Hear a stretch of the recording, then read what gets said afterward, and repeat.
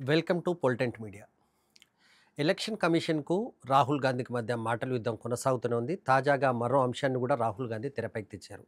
గత ఆగస్టులో ఈ అంశానికి సంబంధించి ఎలక్షన్ కమిషన్ ఏ రకంగా వ్యవహరిస్తుంది, కొన్ని ప్రాంతాలకు సంబంధించని కర్ణాటకలో జరిగిన ఒక లోక్సభ నియోజకవర్గానికి సంబంధించి లోపాలు జరిగాయని ఎత్తి చూపిన రాహుల్ గాంధీ తాజాగా కర్ణాటకకే సంబంధించి అలందా అనే ఒక అసెంబ్లీ కాన్స్టిట్యున్సీకి సంబంధించి ఎలక్షన్ కమిషన్ ఏ రకంగా వ్యవహరిస్తుందనే అంశాన్ని వెలుగులోకి తీసుకొచ్చే ప్రయత్నం చేశారు. దీనిపైన ఒక ప్రత్యేకమైన ప్రెస్ కాన్ఫరెన్స్ నిర్వహించి ఆధారాలు అన్నీ ఉన్నాయి, ఇక్కడైనా ఎలక్షన్ కమిషన్ దీనిపైన స్పందించాలని చెప్పేసి ఆయన డిమాండ్ చేశారు.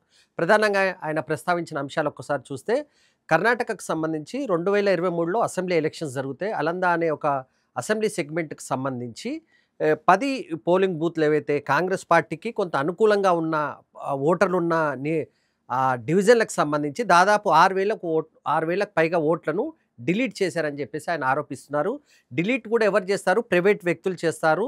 ఒక కేంద్రీకృతంగా ఉన్న ఒక వ్యవస్థ, ఒక సాఫ్ట్వేర్ ద్వారా ఈ 6,000 ఓట్లను తొలగించారని చెప్పేసి ఆయన ఆరోపించారు. దీనికి ఫోన్ నెంబర్లు కూడా కర్ణాటక ప్రాంతానికి కాకుండా పక్క రాష్ట్రాలకు సంబంధించిన ఫోన్ నెంబర్లను, ఓటీపీలను వాడారు. అదేవిధంగా మహారాష్ట్రకు సంబంధించి కూడా ఒక నియోజకవర్గానికి సంబంధించి ఇక్కడ కర్ణాటకలో ఏమో ఓట్లను తొలగిస్తే మహారాష్ట్రలో మాత్రం ఒక నియోజకవర్గానికి సంబంధించి ఓట్లను యాడ్ చేశారు. దాదాపు 6,000కు పైగా ఓట్లను కలిపారని చెప్పేసి ఆయన ఆరోపించారు. దీనికి సంబంధించి అక్కడ ప్రభుత్వం సిఐడి ఎంక్వైరీకి ఆదేశించింది. సిఐడి కూడా 18 లేఖలు రాసింది ఎలక్షన్ కమిషన్కి.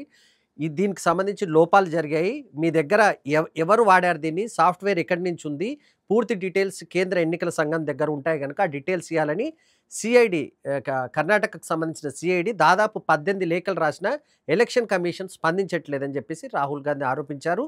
నేను చేస్తున్న ప్రతి ఆరోపణ వెనుక వాస్తవాలు ఉన్నాయి, ఆధారాలు ఉన్నాయి. ఎలక్షన్ కమిషన్ ఇకనైనా దీనిపైన స్పందించాలి, వారం రోజుల్లోగా స్పందించాలని చెప్పేసి ఆయన డిమాండ్ చేశారు. Press conference ముగించారు.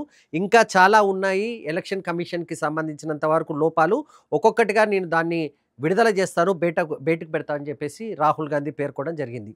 Rahul Gandhi press conference తర్వాత ఎలక్షన్ కమిషన్ వర్గాలు ఈ మొత్తం ఎపిసోడ్కి సంబంధించి కొంత వివరణ ఇచ్చే ప్రయత్నం చేసింది.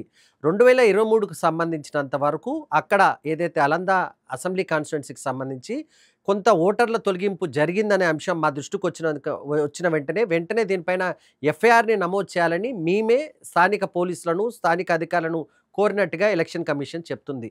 అదేవిధంగా ప్రైవేట్ వ్యక్తులు ఎవరు కూడా ఒకరు ఓటర్లను యాడ్ చేయడం కానీ తొలగించడం కానీ చేయరని చెప్పేసి స్పష్టం చేసింది. ఎవరో ఒకరు బయట వ్యక్తులు కూర్చొని ఒక కంప్యూటర్ ముందు కూర్చొని ఓటర్లను తొలగించడం సాధ్యం కాదు. ఎందుకంటే దీనికి ఒక వ్యవస్థ ఉంటుంది.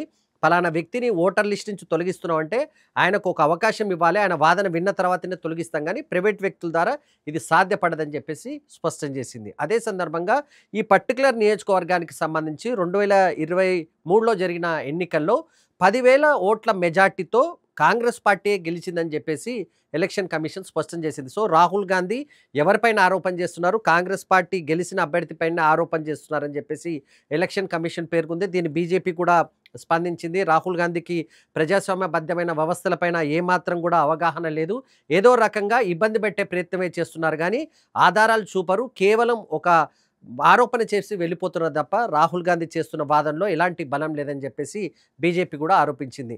మొత్తానికి చాలా రోజుల నుంచి కూడా election commission versus Rahul Gandhi episode మాత్రం నడుస్తుంది. జ్ఞానేశ్వర్ కుమార్ ఎవరైతే చీఫ్ ఎలక్షన్ కమిషన్ ఉన్నారో ఆయనే ఈ మొత్తం ఎపిసోడ్కి సంబంధించి కొంతమందిని రక్షిస్తున్నారు, ఈ రకమైన వ్యవస్థను ఆయన్నే ప్రోత్సహిస్తున్నారని చెప్పేసి రాహుల్ గాంధీ ఆరోపించారు. తనకు ఈ సమాచారం మొత్తం ఎలక్షన్ కమిషన్లో ఉన్న కొంతమంది నాకు అందిస్తున్నారని కూడా ఆయన ఒక కామెంట్ చేశారు.